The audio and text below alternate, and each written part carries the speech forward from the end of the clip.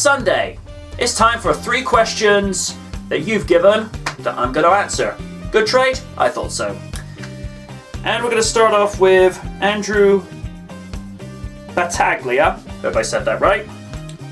With the news of Project 2017 being Generations-esque in terms of gameplay, what style would you like to see modern Legacy Sonic have?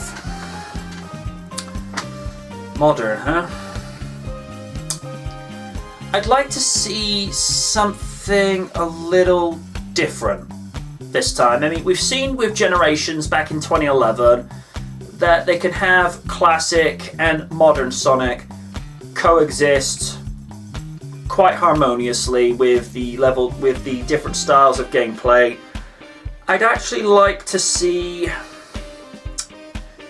I'd like to just see something a little bit more evolved, because it's been, you know, by the time this game comes out, it will have been 6 years since SG came out. And as much as I'm all for another Sonic Generations styled game, I'd like to see where they could go. And that's for a Sonic team to try and figure out and get the mechanics and the programming right.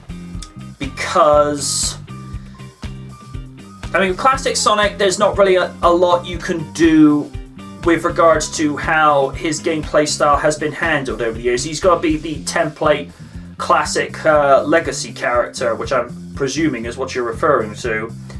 I think with that, classic needs to stay as he is and more or less have just classic variations of what he's going to do throughout the levels. But I think for modern, we're going to need something a little bit more fresh and something that's out of the comfort zone. That's something that Sega really needs to start doing. It's actually a very good question. Thank you for asking that. Question 2 from Andrew. What is your ideal Sonic game?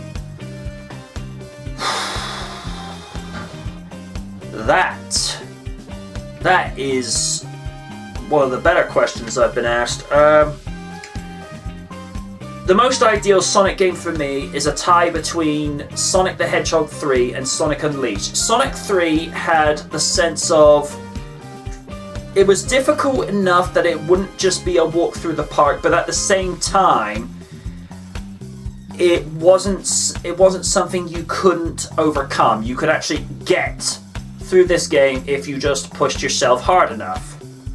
And with Sonic Unleashed, you know, and here's the thing, you know, it's been, 9 years, and people still bash the Werehog. You know, I appreciate there are people that don't like the Werehog, but aren't you the same guys who said that you wanted something a little bit different, something a little bit fresh, and something out of the ordinary? Sega gave you that, and... Please tell me I'm not the only person who's thinking this here.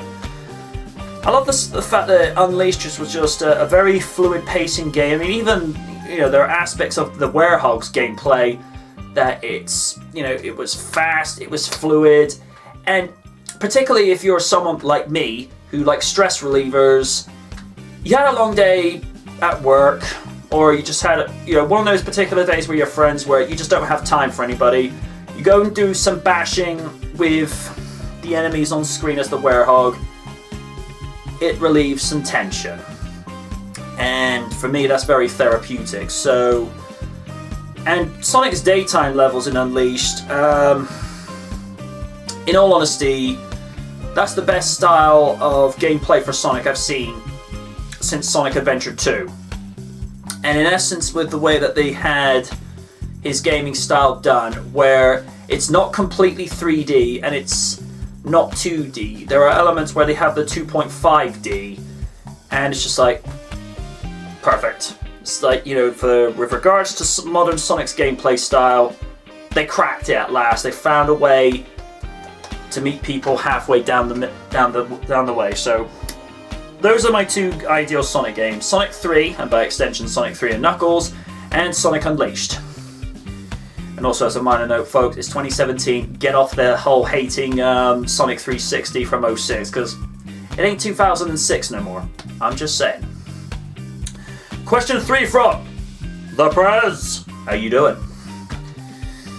Question 3. If you were a wrestler, what type of moveset would you have? What type of moveset? It would be a combination of Shawn Michaels and Steve Austin's. Shawn Michaels for being such a thoroughbred catch as cats can type of wrestler. But there are moments where you need Austin's style of brawling, where you don't need to be fancy with it, you just need to be very methodical and just get on with it. And my finishing maneuver would be the Stone Cold Stunner. It's quick, it's effective. 1, 2, 3. That damn belt is mine, and that's the bottom line. 'Cause Stone Cold said so. I love that promo. There is something very genuine and authentic about whenever Austin cut a promo, because you could tell it was coming from right here. Not stuff that he was told and fed to say. It was coming right here, and that is why he got over so well. This is why people are fed up with Cena. They're even more fed up with Roman Reigns. I mean, I saw the Rumble last Sunday. Oh, jeez. Not even X-Pac got that kind of heat. Ugh. Jeez Louise, man. Woo-hoo-hoo. Crying out loud. You know, Eva Marie, you now have someone to laugh at. But yeah, moveset, it'll be a mixture of good old HBK and Stone Cold Steve Austin's finishing sets, because they're the best, bar none.